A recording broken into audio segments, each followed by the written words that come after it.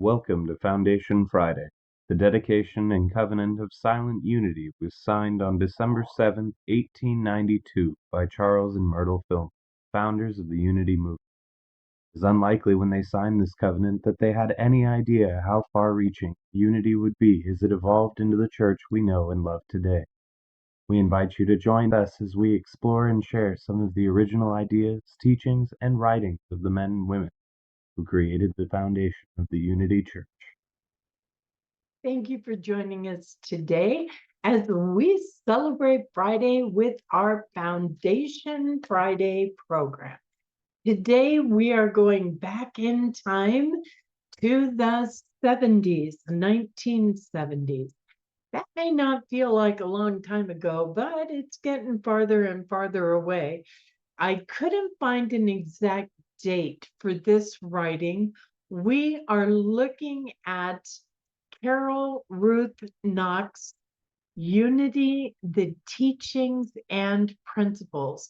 And this PDF is available to you at truthunity.net. That's all one word, truthunity.net, if you're interested in learning more. I'm going to read the Transformative Process, Unity's Vehicle for Change. And again, this was written by Carol Ruth Knox. I found it wonderful. I hope you enjoy it as well. I and the unity in general perceive the process of growth, evolution, change as a transformative experience wherein one's present state is fully crossed through into another form.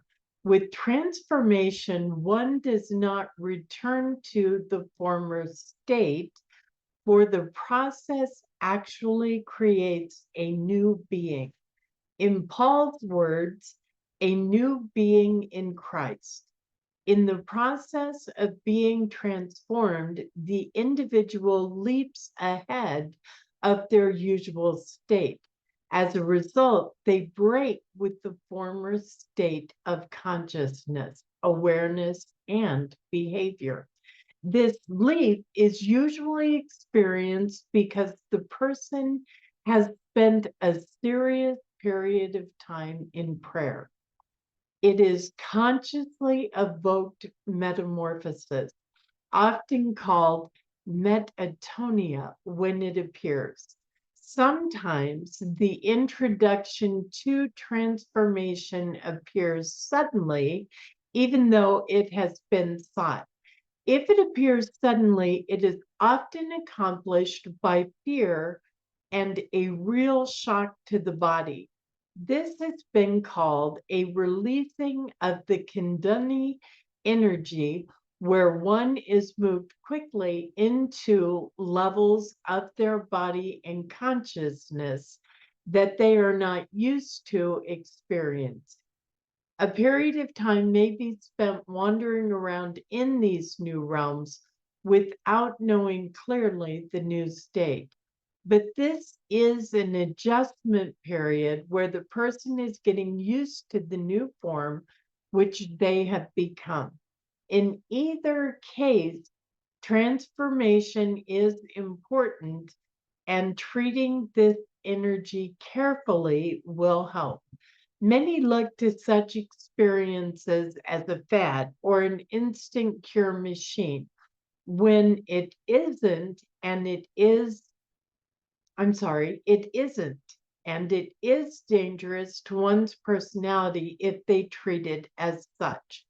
The old tried and proven practices of meditation, ongoing prayer, and studying one's inner presence in a supportive group atmosphere is still the only valid way to open oneself to new dimensions of inner and outer life, which is clearly the intention of most religious desires.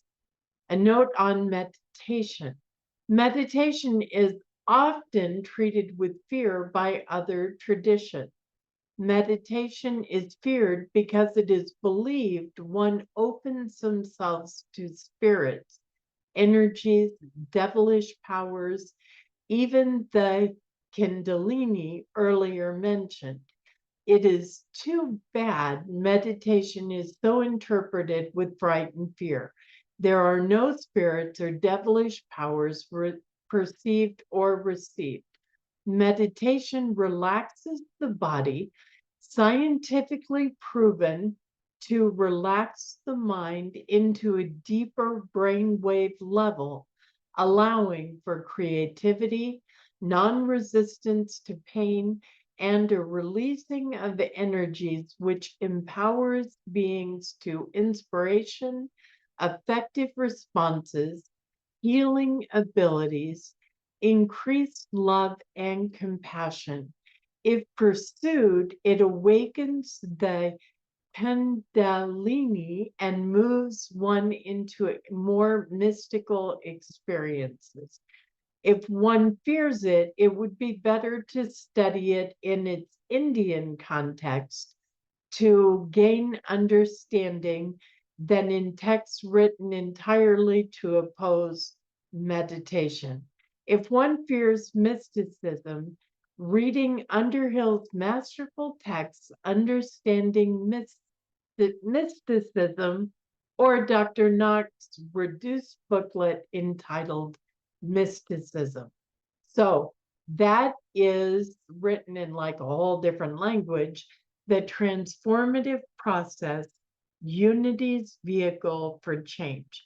The reason that this stood out to me and that I wanted to share it with you is because so often people feel like people don't really change.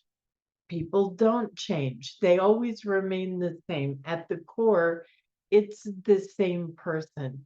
But we know that isn't true.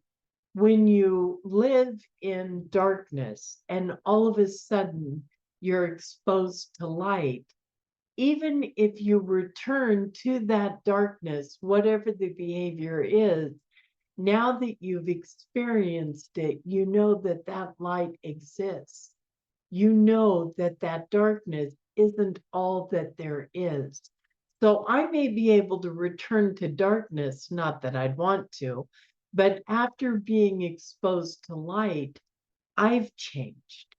The darkness doesn't have the same impact on me because I know that light exists.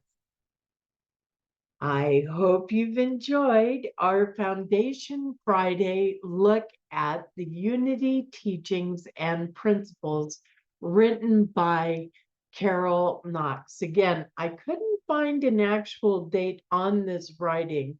The entire thing is written out for you in PDF, and it's a very interesting read.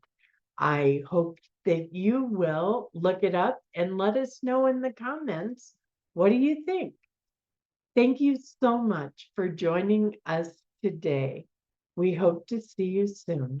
Goodbye. Thank you for joining us, and let's stay connected and grow in spirit. We are on Facebook.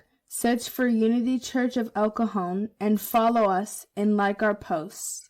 You can reach us on YouTube at Unity Church of El Cajon. Please subscribe to our channel, watch our videos, and leave comments which can help us improve.